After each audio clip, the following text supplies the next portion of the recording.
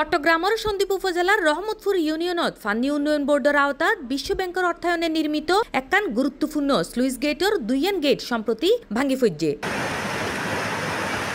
দীর্ঘদিনের নিয়মিত রক্ষণাবেক্ষণের অভাবে স্লুইস গেটটান এরকম বিপজ্জনক অবস্থাত ফসায় বলে জানাইয়ে স্থানীয় বাসিন্দা ও বিশেষজ্ঞ অকল।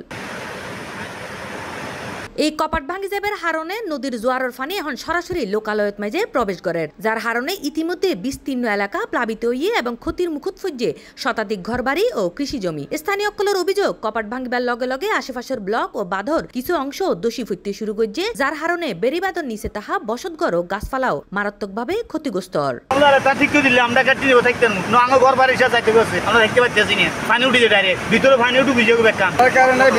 ভাঙ্গি পড়ে যেতে আছে, যেটার কারণে আমরা থাকতে খুব কষ্ট হইতে আছে। ঘরের ভিতরে বেড়ি ভাঙ্গি সব নদীর বেড়ে খালার মাঝে হয়ে যাবে কপাট খোলার কারণে। স্থানীয় আশঙ্কা করার জরুরি ভিত্তিতে ব্যবস্থা নইলে স্লুইস গেটটান সম্পূর্ণ ধসি যাইরে নদীত মাঝে বিলীন হয়ে যাইতে পারে, যা পুরা সন্দ্বীপল্লায় এক ভয়াবহ পরিবেশগত ও মানবিক বিপর্যয় ঘটাতে পারে।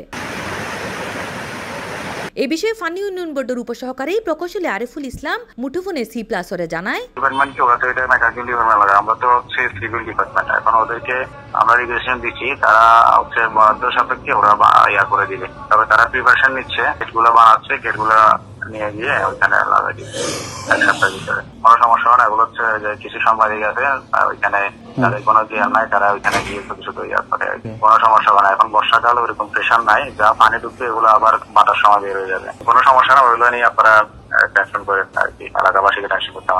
নদী ভাঙ্গন প্রবণ এলাকা গিনত স্থায়ী নিরাপত্তা নিশ্চিত করিবেলাই স্লুইস গেট এবং বেড়িবাঁধ কিনোর নিয়মিত পর্যবেক্ষণ, রক্ষণাবেক্ষণ ও সময় মতো সংস্কার অত্যন্ত গুরুত্বপূর্ণ বলে মনে করে সংশ্লিষ্ট বিশেষজ্ঞ অকল। তাদের মতে সঠিক পরিকল্পনা ও সমন্বয় ছাড়া ভবিষ্যতে আরো বড় ধরনের প্রাকৃতিক দুর্যোগ ঘটিতে পারে। বর্তমান সংকট মোকাবেলায় স্থানীয় প্রশাসন এবং পানি উন্নয়ন বোর্ডের একলগে হাজ গরিবার আহ্বান জানাইয়ে এলাকাবাসী। তারা জানায়, এখনই পদক্ষেপ নলইলে শুধুমাত্র রহমতপুর নয়, পুরা সন্দ্বীপ উপজেলায় চরম দুর্যোগের মুখোমুখি হইব। এলাকাবাসী দ্রুত কার্যকর ব্যবস্থা গ্রহণ এবং দীর্ঘমেয়াদী পরিকল্পনার মাধ্যমে টেকসই সমাধানের দাবি জানাইয়ে। C+ TV, Chittagong.